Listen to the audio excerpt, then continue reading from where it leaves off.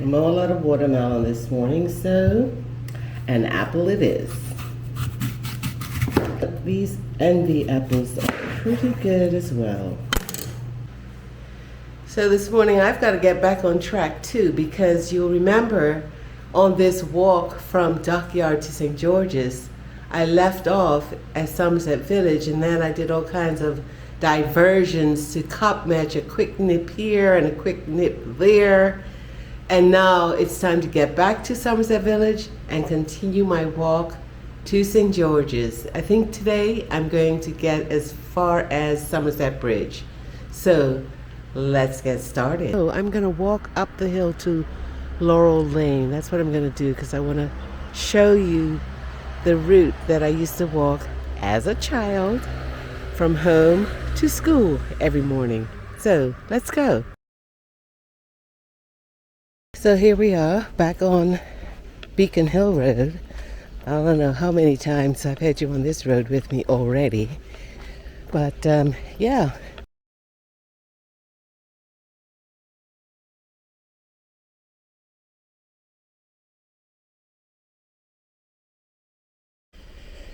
So we're back at Laurel Lane, and remember in episode 2 I told you that I grew up in a cottage on the top of this hill. The sun is shining right into the lens right now. And then every morning, of course, during the school year, I used to walk to school. And this is the route I used to take. So it's 7:48. I just decided I wanted to see how long a walk, time-wise, it was for a little 5-year-old. I'd walk with my best friends, Kathy and Donna Mae, to school. All down here, which is Broome Street. Railway Trail. And remember, the Somerset Cricket Club, all the scaffolding is still up, but it's now all empty.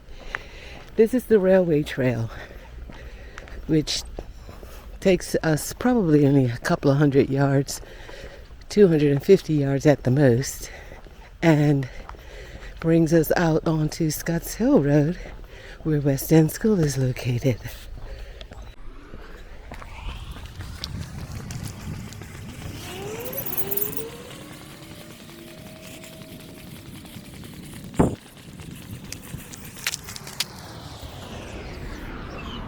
I cannot believe it took 5 minutes to get from Laurel Lane to West End School, because I can assure you, it did not take Kathy, Donna Mae, and I 5 minutes.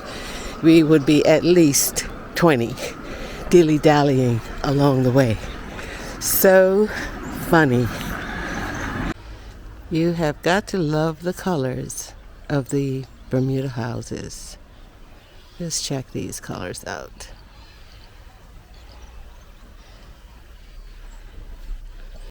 Here's an early morning runner getting him his exercise.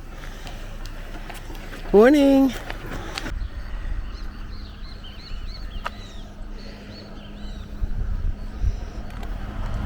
So this is Bob's Valley Road, which I've walked along since leaving West End School. It's also part of the former railway trail, and it continues over onto that road, which is the railway trail as well, that runner is going down. And based on this sign, from this point here, going into Hamilton will be a distance of 17.7 kilometers, but we'll get there. Not today though. Right now I'm going to walk up this road here, which is Soundview Road. Here's the Bougainvillea again. And this looks like an absolutely fabulous, it must be from the Match Me If You Can family, but it isn't the actual tree, although it looks like it. Wow. Very, very nice. This individual has beautiful gardens. Absolutely gorgeous.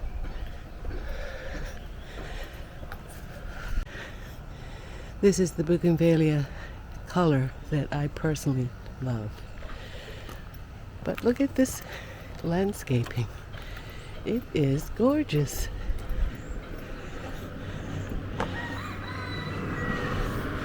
Actually, that one up there is the bougainvillea color I love. A little darker in the purpley area.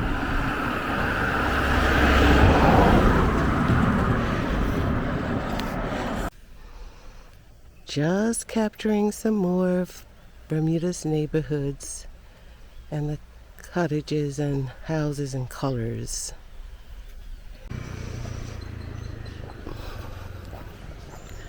This is Allen Temple, AME Church in Sandys Parish, Bermuda.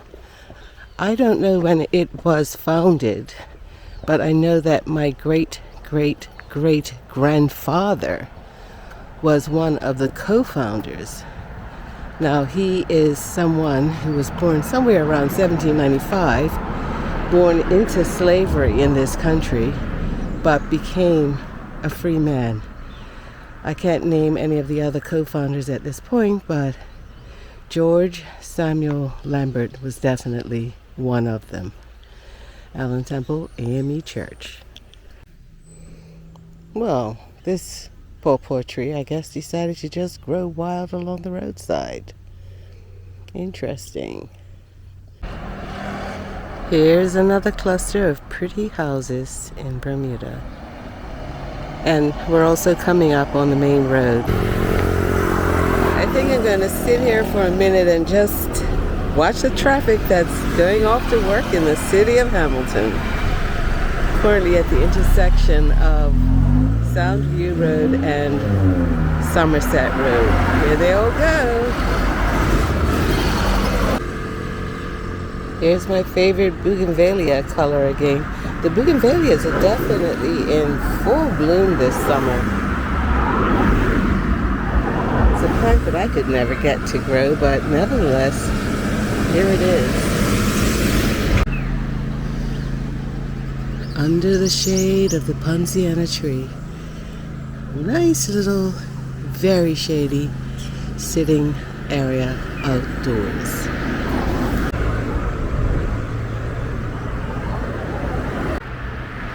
This is the Willowbank property, but I just thought I'd capture these trees. Palm tree, Bermuda cedar tree, followed by a Norfolk Island pine tree, huge one, and finally the Poinciana tree, which has got to be the best shade tree you could ever have on your property.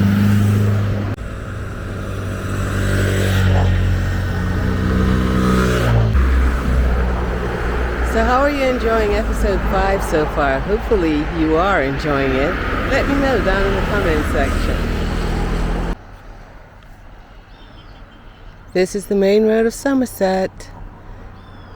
For all the traffic that's eastward bound to the city of Hamilton, that car right there, and these vehicles coming, of course, are coming west.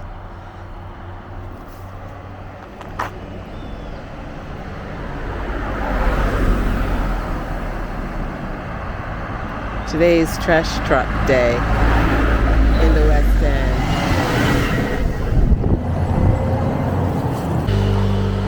Even our old folks' homes or seniors' residences are pretty colors. Look at this one. This is the Packwood home.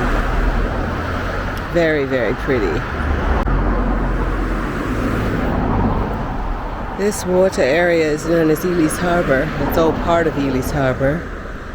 And another area that I'm familiar with from my childhood, because you see the tiny island over there in the background, the one that's in the middle of the two bigger islands.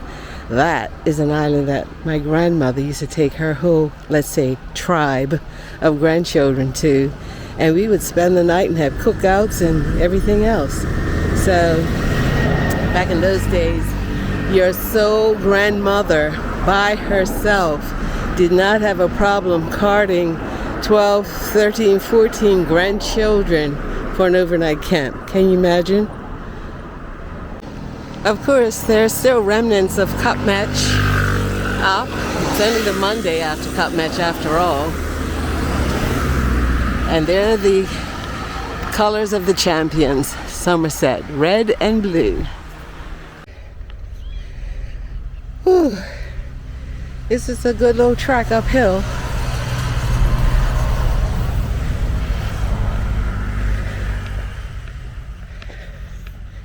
It's a fort, so what do you expect? I estimate that I'm about halfway up the hill now to the actual fort location. I'm approaching the gate to Fort Scaur.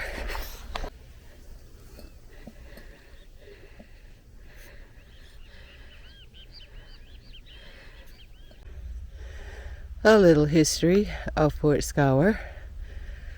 Whew.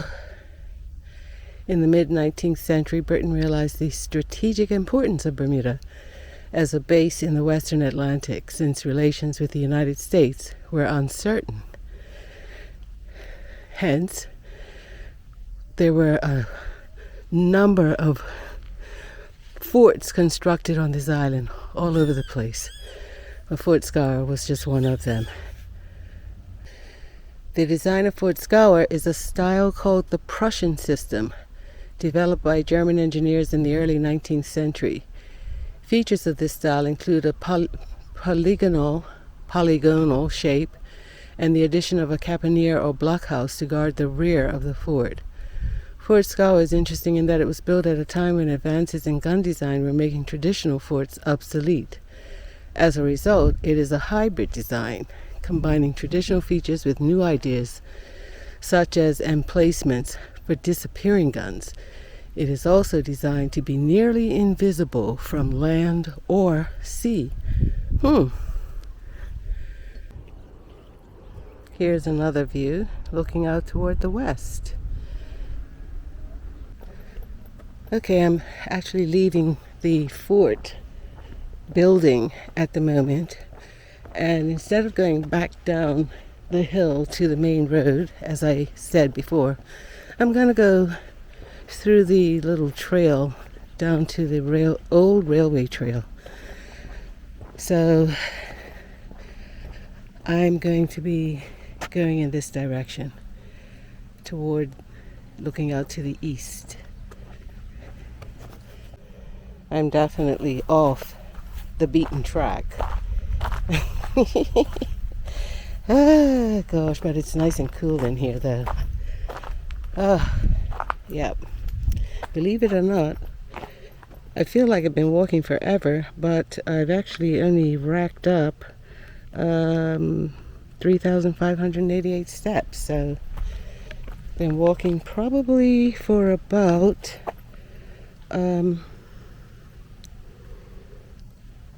just over an hour.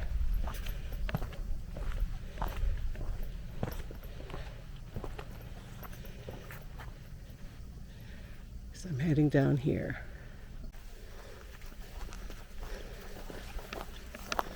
And the little trail continues. This is really shaded. I don't need to be slipping, but I can see I'm very close to meeting up with the railway trail.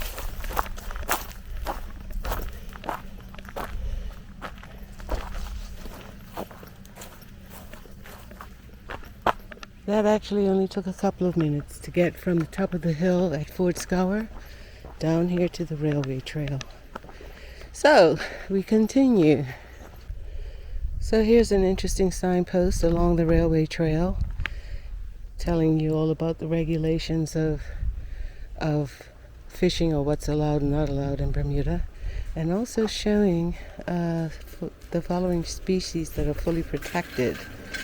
These must not be taken or harmed: turtles, corals, conch, scallops, the calico clam, West Indian topshell. All species of parrotfishes are protected, as well as the grouper class of fish. Nassau grouper, red grouper, mutton hamlet, yellowfin grouper, gag grouper or rockfish, and the tiger grouper. Whew. I guess since I'm here, I might as well take a little stroll down these steps that are off of the railway trail down to the actual water side and show you another perspective of Bermuda, or a close-up of the water. How's that? Isn't this beautiful? We're right at the water side at 9:05 on a Monday morning, August the 5th. I often feel very fortunate to be able to live in Bermuda and call Bermuda my home. Born and bred right here. So I invite you to visit anytime. Bermuda, just a couple hours away from JFK Airport in New York City, and you will be here. So I'm not the only one who thought I would take a little diversion from the railway trail and walk down the steps here. Here are a couple of other ladies who had the same thought. But now it's back up to the trail and continue my walk to Somerset Bridge. Not a lot of steps, just a few. The oleander tree is very, very common here in Bermuda. The deep pink variety, the regular pink variety, white variety, it's all over the place. Lots of people use it as hedging, but it's very pretty when it's in bloom, as you can see.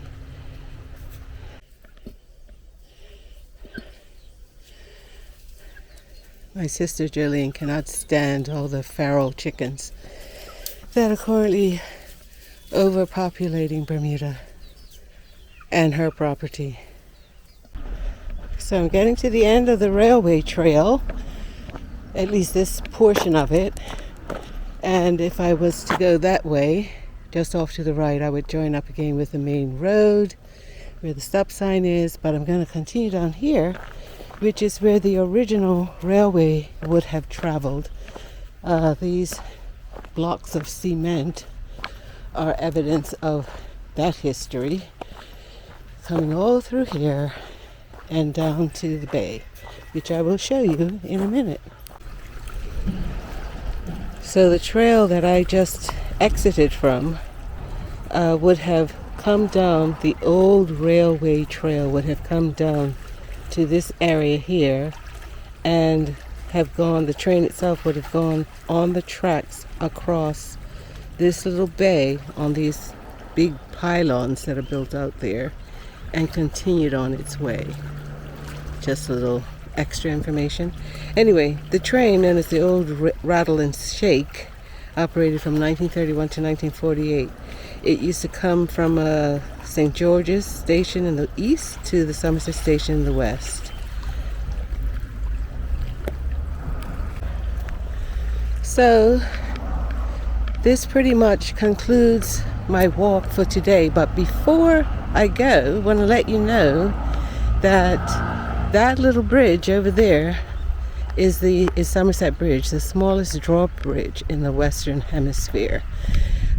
Very much a point of interest for visitors, and that's going to be my end point for today, and we will pick up on our walk to St. George's as we try and go the 21-mile length of this island on another day.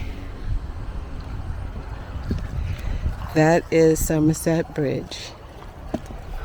Anyway, bye for now.